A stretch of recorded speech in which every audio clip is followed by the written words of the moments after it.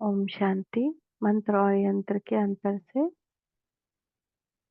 मंत्र और यंत्र के निरंतर प्रयोग से अंतर समाप्त। अभी तक भी बाप समान क्यों नहीं बने? क्योंकि भूल जाते हैं, अपनी स्मृति नहीं रहती, मन मना भूल जाते हैं।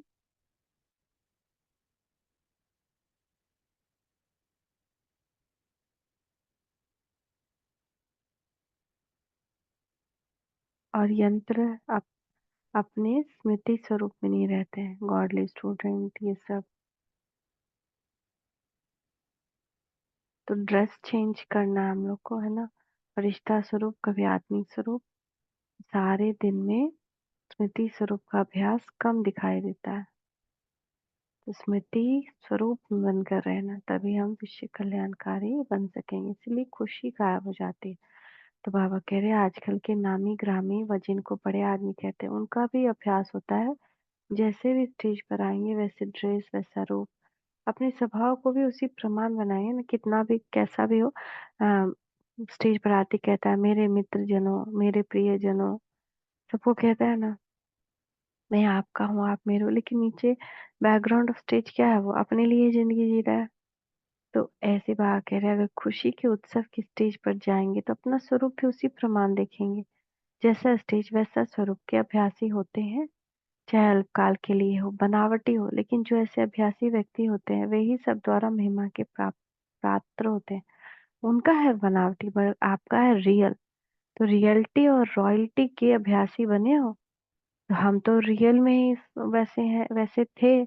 हमको वापस से वैसा ही बन जाना है जैसे हम थे। तो जो हो जैसे हो, जिसके उस स्मृति में रहो।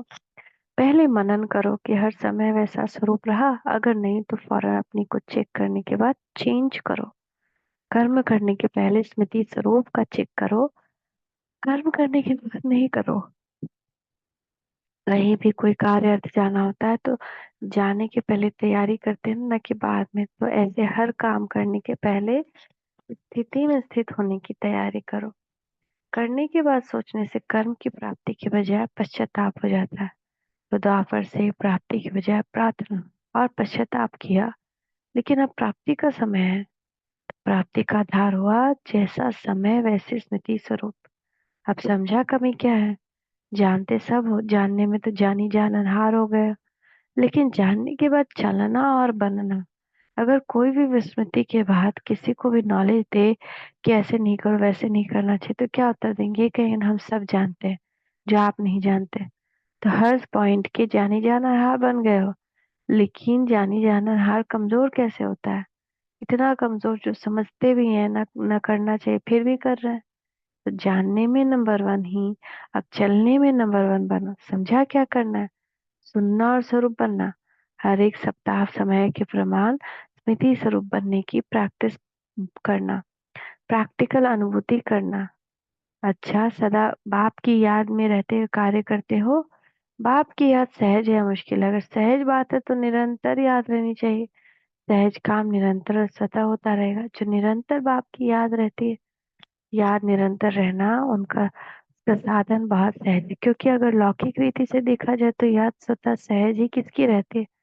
जिससे प्यार होता है, जिस व्यक्ति व वैभव से प्यार होता है, वरना चाहते भी याद आता है। तो देह से प्यार हो गया तो देह का भान भूलता है नहीं ना, चाहते भी नहीं भूलता है। क्यों? क्योंकि आधा कल देह से बहुत प्यारे रहे हो। जैसे लौकिक रीति भी प्यारी वस्तु या व्यक्ति स्वतः याद रहता है, तो ऐसे ही यहाँ सबसे प्यारे तो प्यारे कौन है? बाप है ना। जिससे और कोई प्यारा हो नहीं सकता है ना। तो प्यारे ते प्यारे होने के नाते से सहज और निरंतर होना चाहिए ना। फिर भी क्यों नहीं? उसका कारण कैसे सिद्ध है कि अब तक भी कहीं कुछ प्यार अटका हुआ, पूरा प्यार बाप से नहीं लगा। इसलिए निरंतर के बजाय, एक बाप के बजाय दूसरी तरफ बुद्धि चली जाती है। तो प्यार ते प्यारे, प्यारे थे प्यारे बाप के प्यार को पहले अनुभव किया है। रूहानी प्यार का अनुभव किया है। रूह है तो रूह का प्यार भी रूहानी होगा ना। तो रूहानी प्यार का अनुभव है। अनुभव वाली बात कभी भूल नहीं सकती। रूहानी प्यार का अनुभव, एक सेकंड का अनुभव भी कितना श्रेष्ठ है। अगर एक सेकंड के उस प्यार के अनुभव में चले जाओ तो सारा दिन क्या क्या होगा? जैसे कोई पावरफुल चीज होती है तो उसकी एक बूंद भी बहुत कुछ कर लेती है। ताकत कम वाली चीज कितनी बूंद डालो तो इतना नहीं कर सकती। तो रूहानी प्यार की एक घड़ी भी बहुत शक्ति देती है। सब भुलाने के अभ्यास में मदद देती है। तो अनुभवी हो या सिर्फ सुना या मान लिया, चेक करो जो बाप के गुण हैं उन सब गुणों के अनुभवी हैं। जितना अनुभवी आत्मा इतना मास्टर सर्वशक्तिमान। पुरुषार्थ की स्पीड ढीली होने के कारण अनुभव के बजाय सुनने सुनाने वाले हो। अनुभव में जाने से स्पीड ऑटोमेटिक तेज हो जाती है। तो जैसे बाप सदा समर्थ है वैसे अपने को सदा समर्थ समझते हो। बाप कभी कभी समर्थ कभी कमजोर है, सदा समर्थ। सदा समर्थ है ना, तो ऐसा समर्थ है तो सब समर्थी का दान बाप से लेते हैं। बाप समर्थी स्वरूप अर्थात समर्थी का भी दाता है। तो बच्चों को क्या भी बनना है, समर्थी लेने वाला है देने वाला।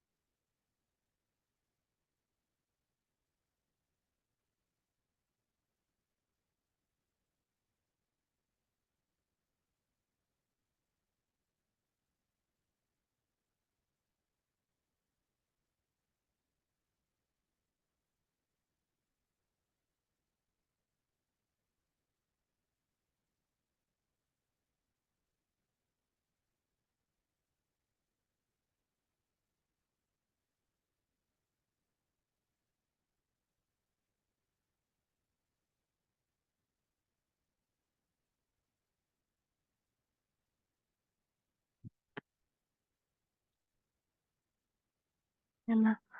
तो बाप जब समर्थी देने वाला है तो हमको क्या बनना है, देने वाला है ना। बाप आते ही है सब अधिकार बना देते हैं। जब आने से ही सब देते तो मांगने की क्या आवश्यकता है। बिन मांगे मिल जाए तो मांगने की जरूरत ही क्या। मांगने से खुशी नहीं होती। जिनमें ज्ञान नहीं वे मांगते हैं शक्ति दो, मदद दो। मदद मिलने का रास्ता है हिम्मत। हिम्मते बच्चे मददे बाप। मांगने से मदद देने वाला बाप ने। हिम्मत रखो तो मदद लाख गुना मिलेगी। एक करना और लाख पाना, इस हिसाब को तो जानते हो ना। तो हिम्मत कभी नहीं छोड़नी चाहिए। हिम्मत को छोड़ो, छोड़ा अर्थात प्रॉपर्टी को छोड़ा। प्रॉपर्टी को छोड़ा अर्थात बाप को छोड़ा। क्या भी हो जाए, कैसी भी परिस्थिति आ जाए, हिम्मत नहीं छोड़नी चाहिए। हिम्मत छोड़ी तो श्वास छोड़ी। हिम्मत ही इस मर्जीवा जन्म की का श्वास है। श्वास ही चला गया तो फिर क्या रह गया। हिम्मत है तो मूर्छित से सुरजीत हो जाएगा। साइंस की वृद्धि का कारण भी हिम्मत है। हिम्मत के आधार पर चंद्रमा तक पहुंच जाते हैं। दिन को रात, रात को दिन बनाते हैं। हिम्मत रखकर चलने वाले को सहज वरदान प्राप्त हो जाता है। मुश्किल भी सहज हो जाती है, संभव बात भी संभव हो जाती है। सभी देखते हैं ब्रह्म कुमारियाँ क्या कहते हैं और क्या करते हैं, इसलिए जो कहते हैं वह करने वाले बनो। भगवान मिला, भगवान मिला का नारा तो लगाते हो, लेकिन भगवान मिला तो और कुछ रह गया क्या जो उस तरफ बुद्धि जाती है। तो सर्व प्राप्तियों का अनुभव सबके आगे दिखाओ अपना शक्ति स्वरूप। अब सब देखना चाहते हैं। अब महारथियों का कोई प्लान बनाना। विघ्न विनाशन बनने का साधन कौन सा है। ड्रामानुसार जो होता है उसको भावी समझ आगे चलते जावे। आत्माओं का जो कल्याण हो जाता है तो रहम दिल के नाते क्या होना चाहिए जिससे उन आत्माओं का अकल्याण ना हो। इसकी कोई ना कोई युक्ति रचनी चाहिए। वातावरण भी पावरफुल बनाने के लिए अब कोई प्लान चाहिए। अब यह एक लहर चल रही है, एक जनरल विघ्न, दूसरा जिसमें अनेक आत्माओं का अकल्याण है। आजकल जो लहर है, कई आत्माएं अपने आप ही अकल्याण के निमित्त बनी है। उनके लिए प्लान बनाओ। महारथियों का संकल्प करना या प्लान बनाना, यह भी वातावरण में फैला है। वातावरण को चेंज करना आजकल इस बात की आवश्यकता है। जो विघ्न विनाशक नाम है वो अपने संकल्प वाणी कर्म में दिखाए थे। जैसे आग बुझाने वाले होते, वह आग लगी है तो आग बुझाने सिवाय रह नहीं सकते। कैसा भी मुश्किल काम है, प्लान बनाकर आग को बुझाते हैं। आप भी विघ्न विनाशक हो, वातावरण कैसे समाप्त हो। संकल्प रचेंगे तो वायुमंडल बदलेगा। हल्का मत करो, ये तो शुरू से ही चलता है, ये विघ्न तो पड़ने हैं। झाड़ को तो झड़ना ही है, विघ्न पड़े हुए को खत्म करो। जिसे कोई स्थूल नुकसान हुआ देखकर छोड़ नहीं देते हैं, दूर से भागते हो तो नुकसान को बचाने के लिए नेचुरल बचाने का संकल्प आएगा। ऐसे नहीं, ये तो होता रहता है तो ड्रामा। हर आत्मा का अपना पार्ट, हलचल में नहीं आते, परंतु आप सेफ्टी तथा रहम करने वाले हो, इस भावना से सोचना। विघ्न विनाशक हो, यह लक्ष्य रखना। जिस बात का लक्ष्य रखते धीरे धीरे हो जाता है। सिर्फ लक्ष्य अटेंशन चाहिए। महारथियां सिर्फ स्वयं प्रति सर्व विद्या सब शक्तियां यूज नहीं करती। अब यह सोच कर चलता है वह नहीं, चलना चाहिए। इससे किनारा नहीं करना। किनारा करेंगे तो इंडिविजुअल राजा बनेंगे, विश्व महाराजन नहीं। विश्व कल्याण की भावना रखने से विश्व महाराजन बनेंगे। मीठे मीठे बाप दादा को हम बच्चों का याद प्यार। गुड मॉर्निंग, नमस्ते बाबा, नमस्ते, शुक्रिया बाबा, शुक्रिया। ओम शांति।